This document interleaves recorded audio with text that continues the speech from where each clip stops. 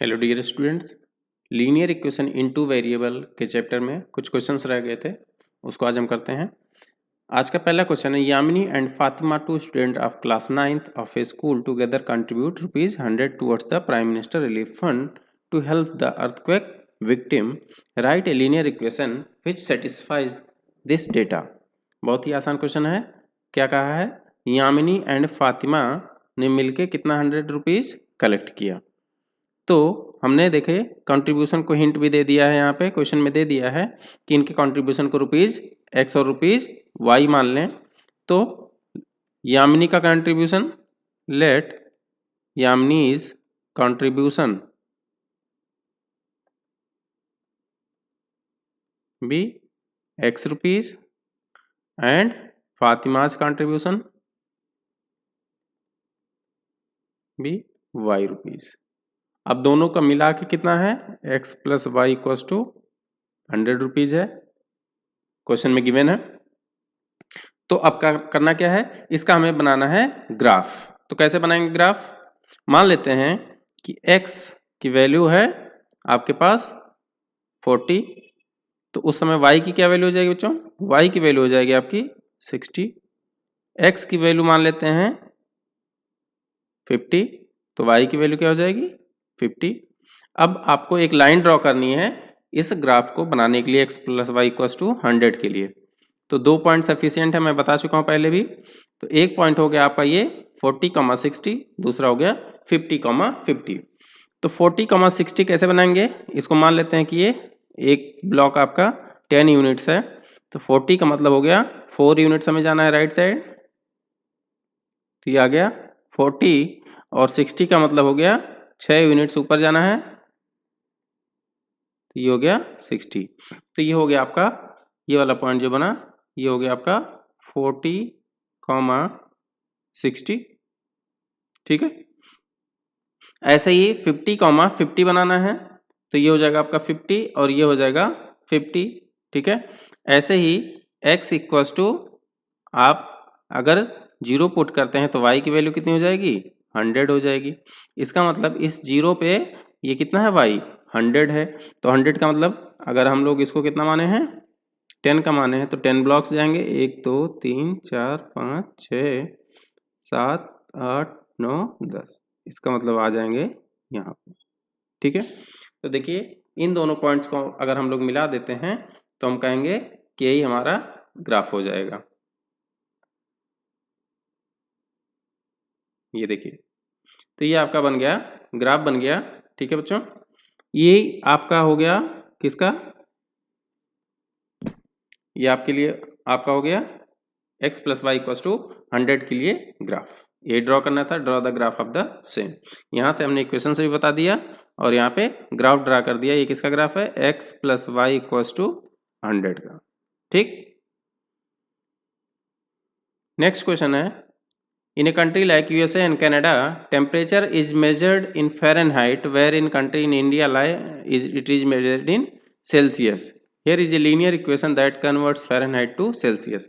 बच्चों आपने सुना होगा कि टेम्परेचर को डिग्री सेल्सियस में मेजर किया जाता है और फ़ारेनहाइट में, लेकिन ये दोनों यूनिट्स अलग अलग होती हैं, मीन्स ये इक्वल नहीं होते हैं। तो इनके बीच में क्या रिलेशन होता है?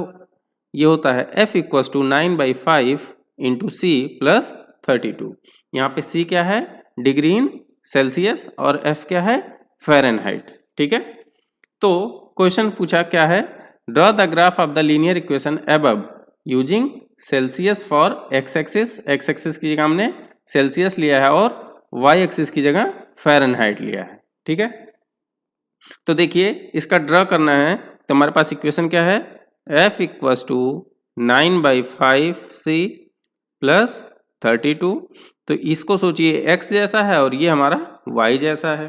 तो अगर हम लोग x की वैल्यू मीन्स C = 0 पुट कर देते हैं यहाँ पे बच्चों, तो ये 0 हो जाएगा। तो F की क्या वैल्यू आ जाएगी इस समय? 32। ठीक है। एक वैल्यू आ गई हमारे पास, एक कोऑर्डिनेट आ गया। नेक्स्ट कोऑर्डिनेट के लिए C की कोई भी वैल्यू पुट कर सकते हैं। मान लिया मैंने पुट कर दिया C = -10। तो -10 यहाँ करेंगे तो 5 2 10 होता है, यहाँ पे 9 2 18, -18 हो जाएगा। 32 - 18 आपका कितना आ जाएगा? 32 - 18 हो जाएगा आपका 14 फ़ारेनहाइट। तो आपके पास देखिए दो कोऑर्डिनेट आ गए 0,32 -10, 14। तो हमने क्या किया है, एक इसकी हाइट को y एक्सिस में फ़ारेनहाइट को एक ब्लॉक को हमने माना है 4 फ़ारेनहाइट। देखिए यहाँ पे लिखा है 4 फ़ारेनहाइट, और 1 डिग्री सेल्सियस में जो हमारा है इसको एक कॉलम को हमने माना है 2 डिग्री सेल्सियस। तो बात करते हैं c इक्वल टू 0 मीन्स हो गया इस ओरिजिन पे हम लोग हैं, इस ओरिजिन पे f की वैल्यू है 32। 32 का मतलब 8 कॉलम हम लोग 8 ब्लॉक्स ऊपर जाएंगे तो पहुंच जाएगा इस पॉइंट पे, और तो ये 0,32 हो गया, ये हो गया आपका 0,32। ऐसे ही -10, 14 बनाना है तो -10 का मतलब इधर पे 2 डिग्री सेल्सियस है y एक्सिस पे, मतलब 5 ब्लॉक इधर आएंगे तो ये हो गया -10 -10 पे 14 जाना है ऊपर, तो 4 4 का एक कॉलम है ऊपर की तरफ, 4 4 8, 4 3 12, 12 और 2 14, इसका मतलब 14 के लिए हमें यहाँ पे पहुँचेंगे। ठीक है, अब क्या करना है, इन दोनों पॉइंट्स को मिला देंगे तो हमारे पास क्या बन जाएगा, ग्राफ बन जाएगा। किसका ग्राफ, इन्हीं इक्वेशंस का। ये देखिए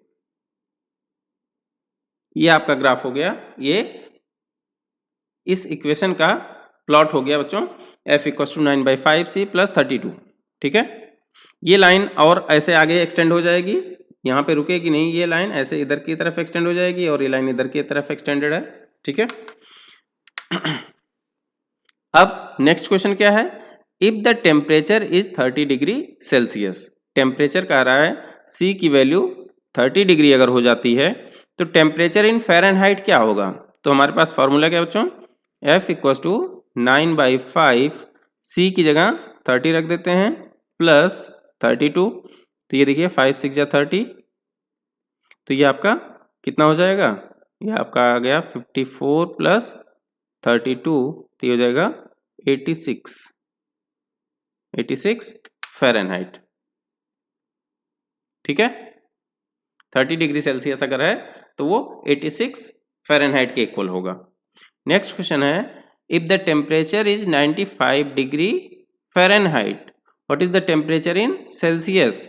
इस बार फ़ारेनहाइट की वैल्यू दी है, f की वैल्यू दी है 95, तो उसमें 95 पुट कर दीजिए, तो ये हो जाएगा 95 इक्वल्स टू 9/5c प्लस 32, तो यहाँ से आ जाएगा 9/5c इक्वल्स टू 95 माइनस 32, इसको इधर ले गए तो यहाँ से c इक्वल्स टू कितना हो जाएगा, ये सब्ट्रैक्ट करिए, ये हो गया आपका 63 × 5 डिवाइडेड बाई 9, तो यहाँ से आ गया आपका 35 डिग्री सेल्सियस।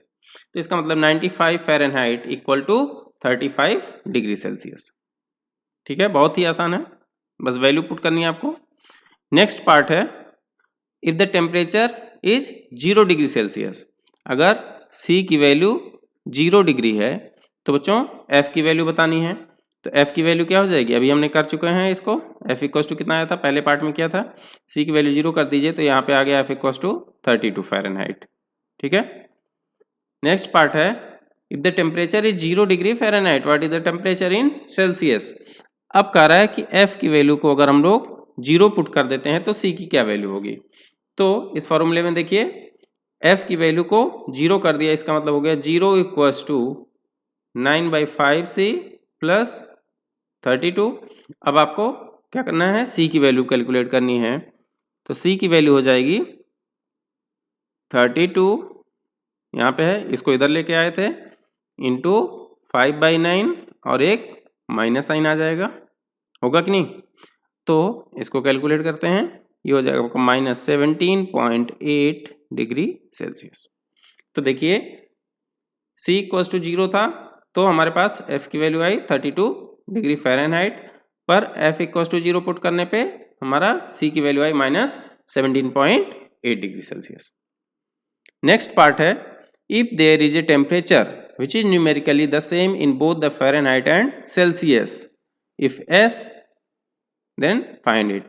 पूछ रहा है कि क्या कोई ऐसा टेम्परेचर हो जो डिग्री सेल्सियस और फ़ारेनहाइट में दोनों में इक्वल है बच्चों। तो क्या कोई ऐसा टेम्परेचर है, देख लेते हैं। तो इसके लिए हम लोग को क्या मानना पड़ेगा, let F equals to C, और लेट क्यों, ऐसा क्वेश्चन गिवन ही है, तो इसका मतलब ये होगा। तो हमारे पास फॉर्मूला क्या था, F equals to 9/5C plus 32। अब हमें क्या करना है, F की जगह C पुट कर देते हैं। तो C equals to 9/5C plus 32। F और C इक्वल करना है हमें, इसीलिए F equals to C put किया। देखिए फ़ारेनहाइट एंड सेल्सियस कहा है, सेम हो जाए। सेम का मतलब हो गया या तो F की जगह C पुट कर दीजिए या C की जगह F पुट कर दीजिए, आंसर सेम ही आएगा। ठीक है, तो ये इधर आएगा, तो ये हो जाएगा C minus 9/5C equals to 32। ये हो जाएगा 5C minus 9C minus 4C divided by 5 equals to 32। तो C की वैल्यू हो जाएगी बच्चों माइनस 32 इंटू 5/4। ठीक है, ये इससे कट जाएगा, ये हो जाएगा C की वैल्यू आ गई आपकी -40। और C की वैल्यू अगर -40 आई तो यही आपकी क्या वैल्यू हो जाएगी, F की वैल्यू हो जाएगी, इक्वल्स टू F भी हो जाएगी, क्योंकि C इक्वल्स टू F हम लोगों ने स्टार्टिंग में ही माना था। ठीक है, क्वेश्चन में गिवन था कि C इक्वल्स टू F हो जाए। तो देखिए F और C की जगह अगर -40 रखते हैं तो ये इक्वेशन सेटिस्फाई होगा। अगर आपको कोई भी डाउट लग रहा है तो आप यहाँ से क्लियर कर सकते हैं। देखिए F की वैल्यू क्या रखिए, -40 रखिए, इक्वल्स टू 9/5 और C की जगह भी -40 रखिए। ठीक है, प्लस 32। तो ये देखिए 5 8 जा और इधर क्या आ जाएगा, 8 9 जा -72 हो जाएगा ये, प्लस 32 -40। इसको सब्ट्रैक्ट करेंगे तो देखिए क्या हो जाएगा, ये -40 इधर -40 इधर। इसका मतलब हमने जो किया वो सही किया है। तो -40 इक्वल्स टू -40, LHS आपका RHS के इक्वल आ रहा है। ठीक है, तो यहाँ से हम लोग कह सकते हैं कि ये वैल्यू हमारी सही है। ठीक है, तो आज के लिए बस इतना ही बच्चों, आगे की बात हम लोग नेक्स्ट वीडियो में करेंगे। Thank you so much for watching.